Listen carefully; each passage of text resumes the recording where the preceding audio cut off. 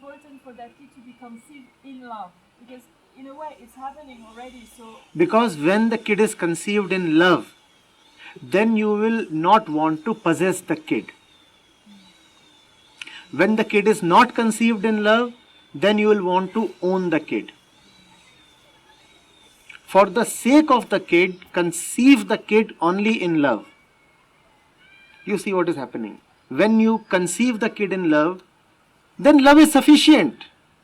Now you do not want returns from the kid. Now you are not hungry anymore.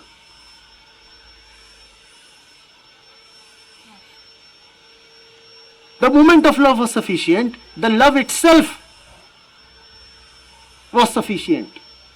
Now you will not say that something is left unfinished and this kid is now responsible for finishing that. Now the kid is just a gift.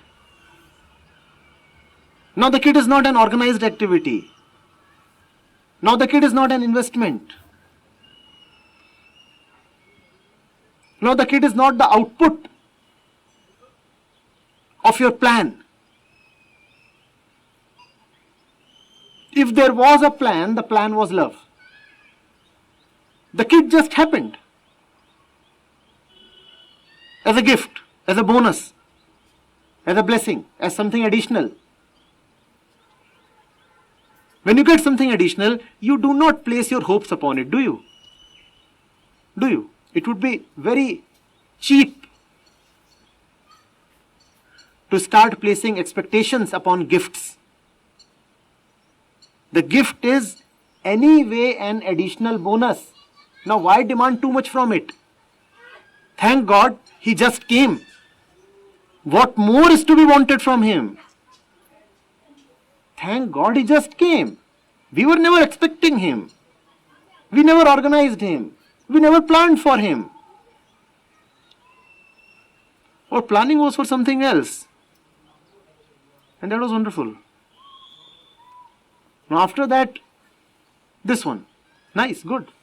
Thank you so much. Now you will not say that the kid is responsible for realizing all my unfinished dreams. Now you will not say that the kid bears the brunt of all your social aspirations, social morality and respectability. Love is complete unto itself.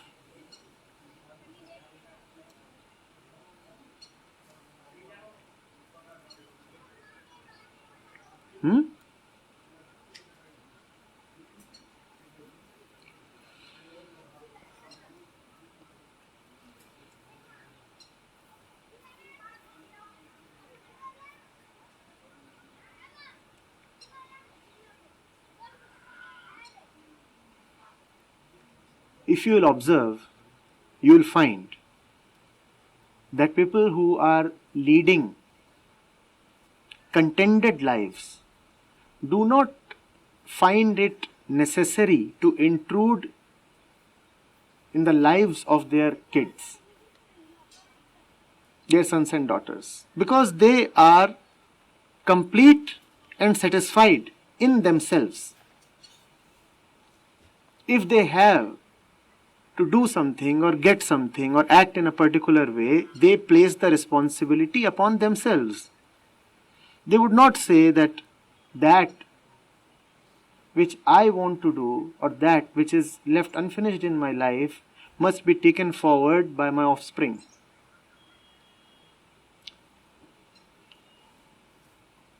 And on the contrary, people who themselves are frustrated, incomplete,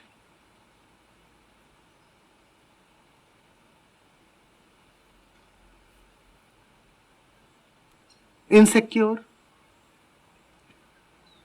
barge just too much into the lives of their sons and daughters. Just too much.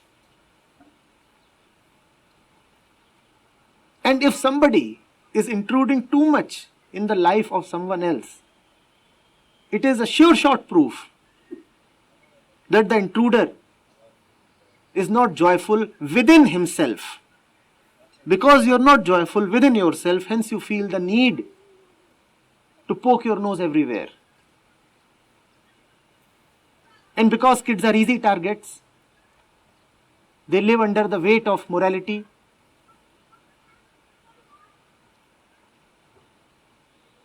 So you exploit them.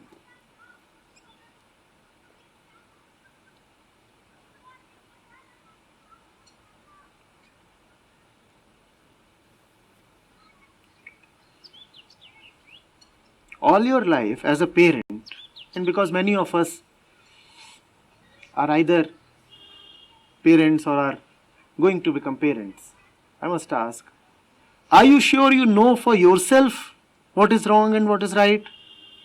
Are you sure you know for yourself what is meant by a right life? Then why do you act as custodians of your children's lives? Are you an exemplar of what it means to live beautifully? And if you are not, then must you not first discover this for yourself before you impose yourself upon anybody else, be it your husband or your wife or your child?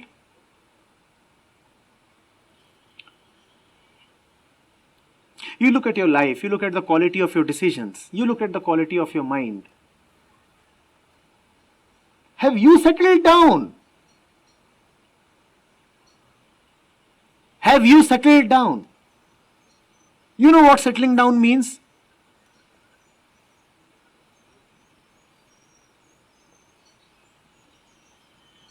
Have you ever driven your vehicle on a dusty road? Have you seen how the dust rises after your vehicle passes? And then it settles down.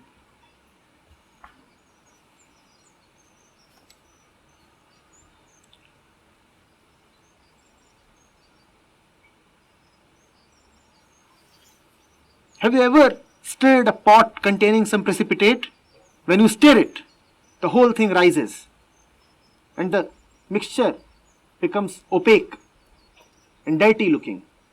And then you leave it still and silent, and then it settles down. And when it settles down, you find that the solid has again separated from the liquid and the water is again now transparent, pure, beautiful. That is what it means to settle down. To become silent so that you regain your pureness. Have you settled down?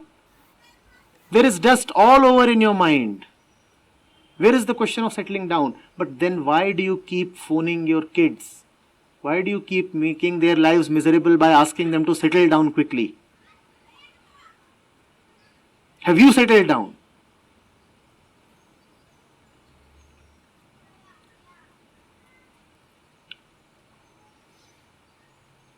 First go and settle down. Then advise somebody else to settle down. You are so unsettled.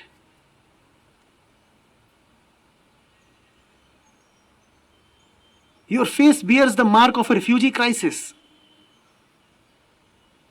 Look like wanderers and strangers. Homeless, displaced.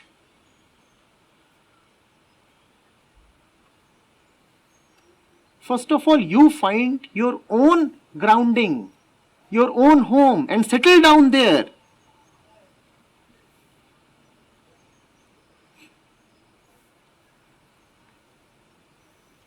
Find your own home and settle down. And then go and advise somebody else to settle down.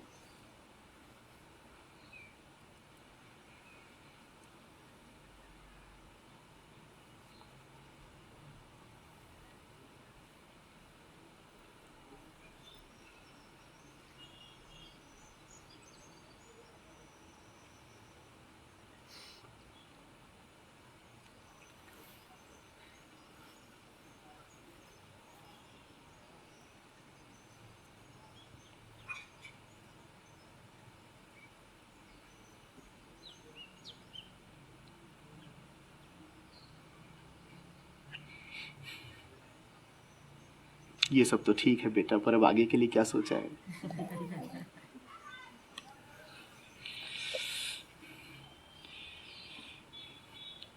Air force वगैरह का दे रहे हो ना?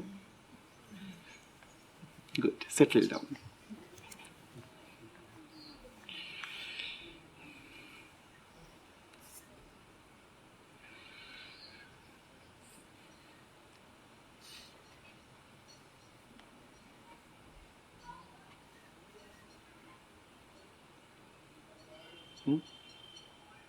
Be kind towards your kids.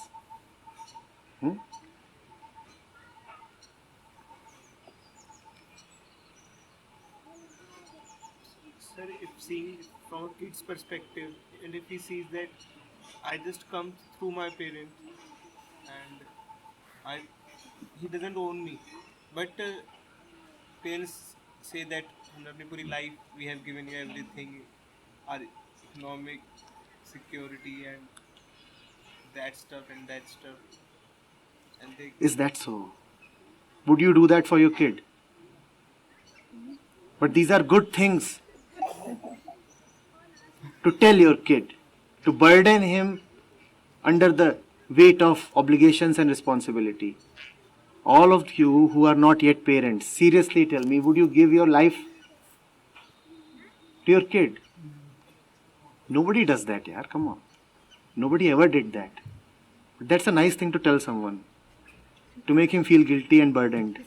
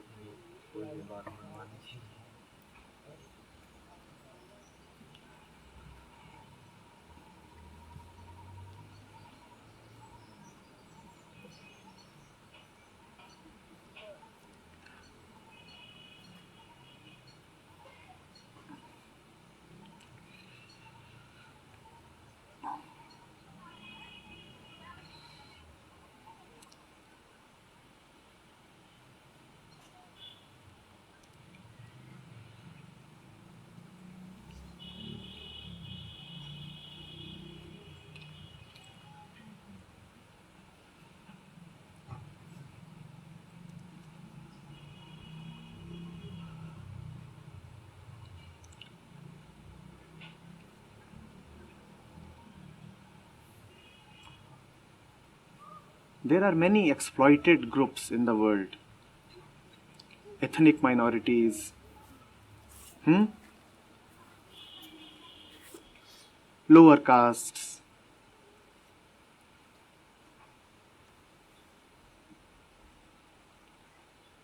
tribes living in secluded regions.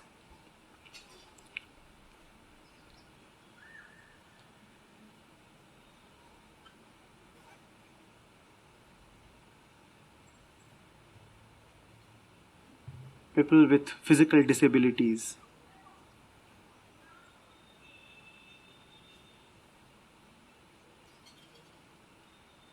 People who are exploited in the name of race or skin color or religion.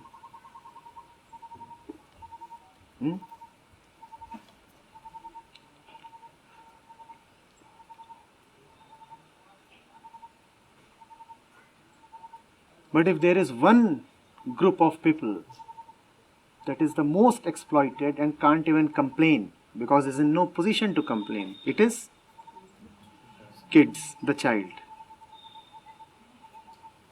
The child is the most exploited person in the world ever and since always. This morning Sampataji said she feels bad about those mules.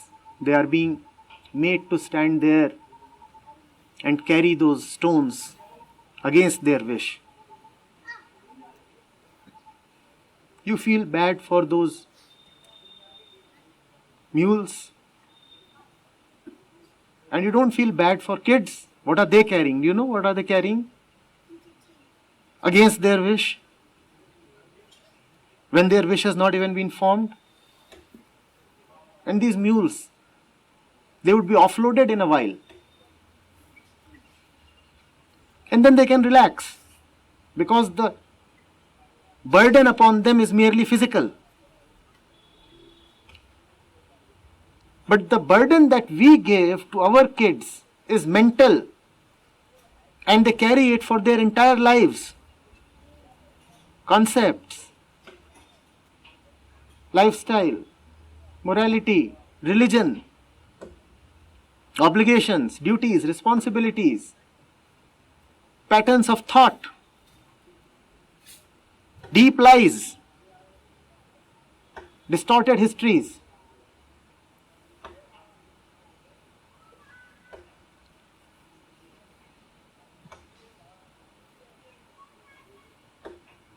Now imagine 1-year-old, 2-year-olds, 5-year-olds standing there and carrying those stones.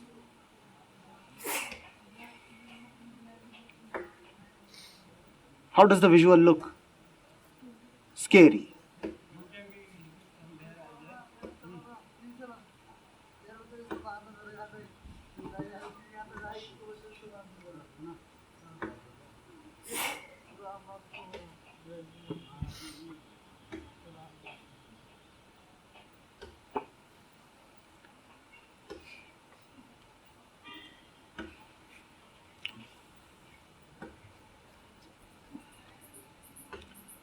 People come to me and have their one-on-one sessions, and there are many ways in which I meet people, camps, sessions, otherwise,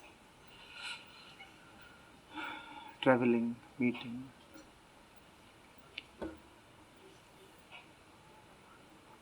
If someone were to ask me what is the one thing that I am always doing, the one thing that I am always doing is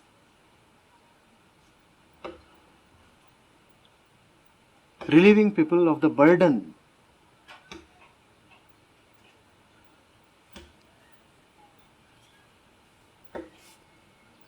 that was imposed upon them since their childhood. All spirituality is about that only.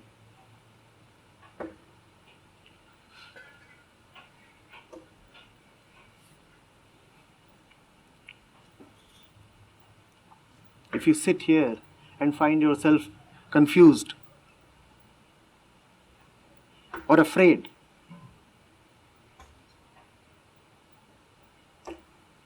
don't you see where all of that is coming from? Don't you see how humanity has been cruel towards the child? Don't you see how the markets, the media, education all play havoc with the tender mind of the child?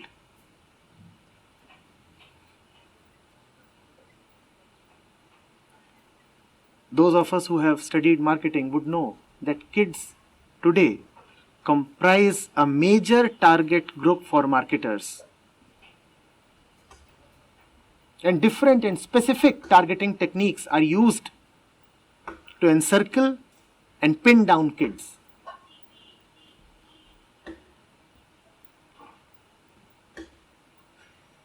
Such heartlessness. The fellow is 4 years old. His brain is not yet fully developed. And you are tempting him, telling him lies, seducing him, so that he may buy your product.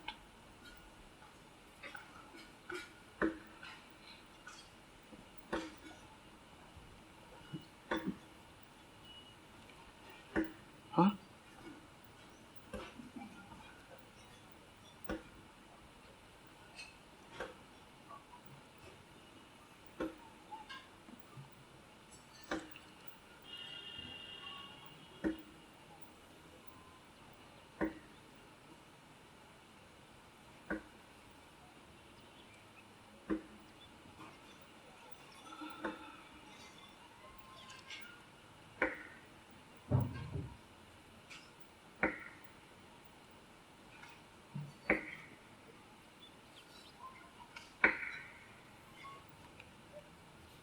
So is it a mere coincidence that from the point this discussion has started, none of the parents sitting over here has been participated in the discussion or have asked any of the questions on the excerpt.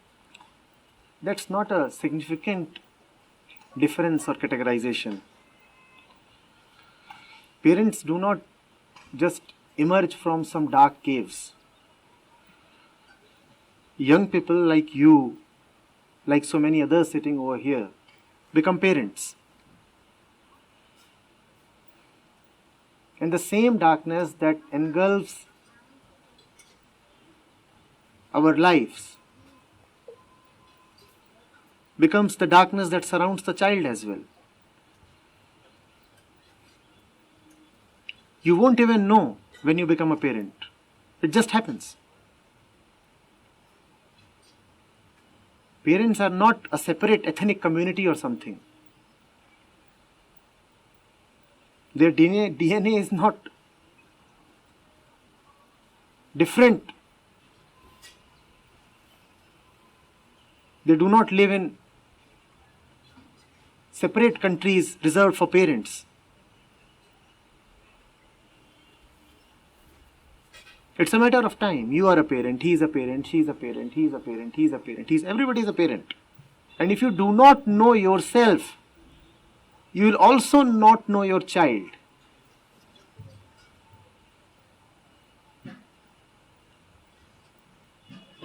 A parent is first and foremost a person, and the person is responsible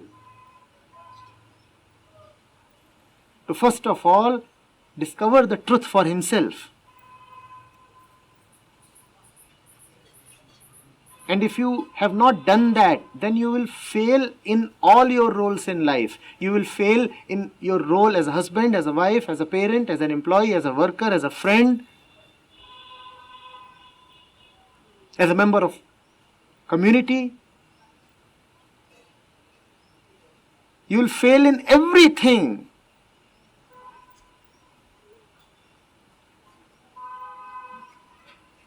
The man whose mind is not in the proper place cannot be a good anything. He cannot be even a good idiot.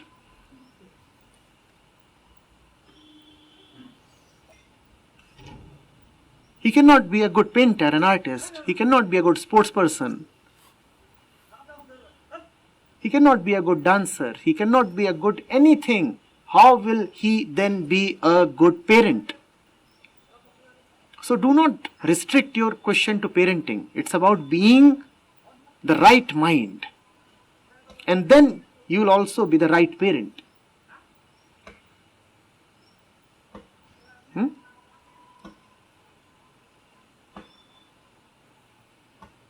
I think people like me who are not married, who even society gives us opportunities to be parents, because when we go and take classes, Of course. I catch myself, doing exactly the same thing. See, that's an important dimension. Even if you do not biologically give birth to a kid, still you would be in positions of responsibility where somebody else's upbringing depends on you. You could be a counselor, a teacher, a manager, an advisor, a relative, anybody.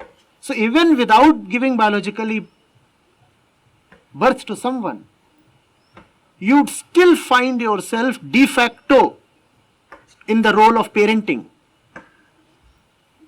And if you have not set your mind rightly, then you will fail in that role as well. You can't be a good teacher. Being a good teacher and being a good parent are so much one and the same thing. If you can't be a good parent, how will you be a good teacher? And if you can't be a good teacher, how is it possible that you will be a good parent? And both of them stem from, first of all, being good. Let that goodness prevail. Let that goodness dominate your life. Then you will be a good everything. then even your gossiping will be good. You will be a good idler. Who is he? He is a good sleeper. He sleeps very well. Maybe you will be giving sleeping lessons to somebody.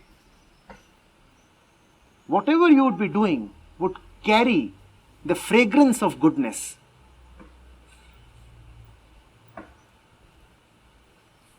So what is he doing? Well, nothing. And he is doing that so very well.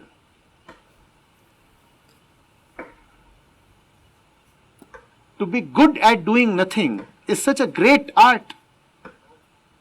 We all are pathetic at doing nothing. You can try that exercise this evening. Let's all do nothing for half an hour. And you will see how you fail. In Japan, there was a contest where people were made to sit and they had to do nothing. Do nothing. So the person who sits for the longest, he wins. And do not be surprised if the one who excels in doing nothing is also the one who excels in the most energetic action. Do not be surprised if you find these two as one.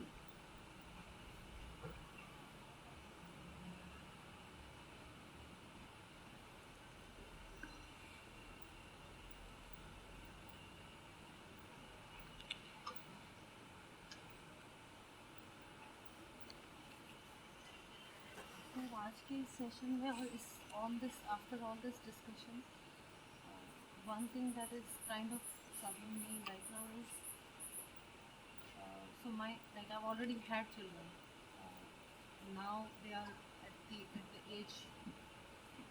Whatever damage in terms of conditioning I have already done. Because when I had them, I didn't know myself. I am also learning as they are growing up. I'm learning. And even now, I'm trying to apply things in a different way, and I'm becoming less and less involved in their. So they are taking choices, making their own choices. But whatever I've already done is done.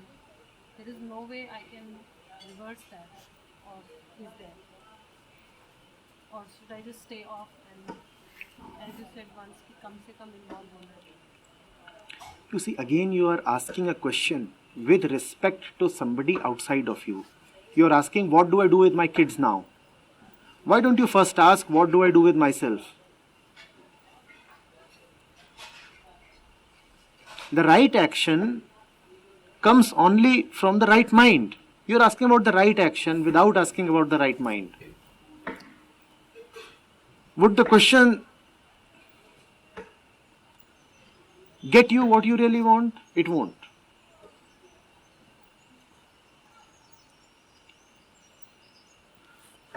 Take care of your life first, and you will find that you are improving as a mother as well.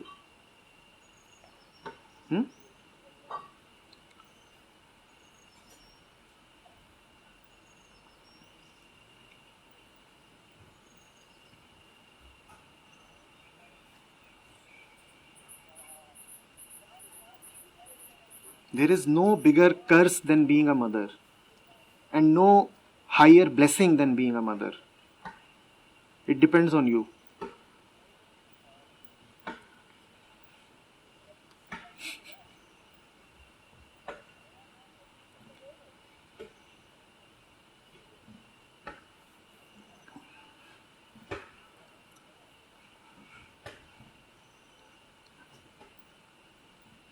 It was, I think, 3 years back. I was speaking to a girl in a college. It was on a similar thing. I remember telling her, first of all, you give birth to yourself. Before asking so much about motherhood and kids, why don't you first give birth to yourself? I don't yet see you as born.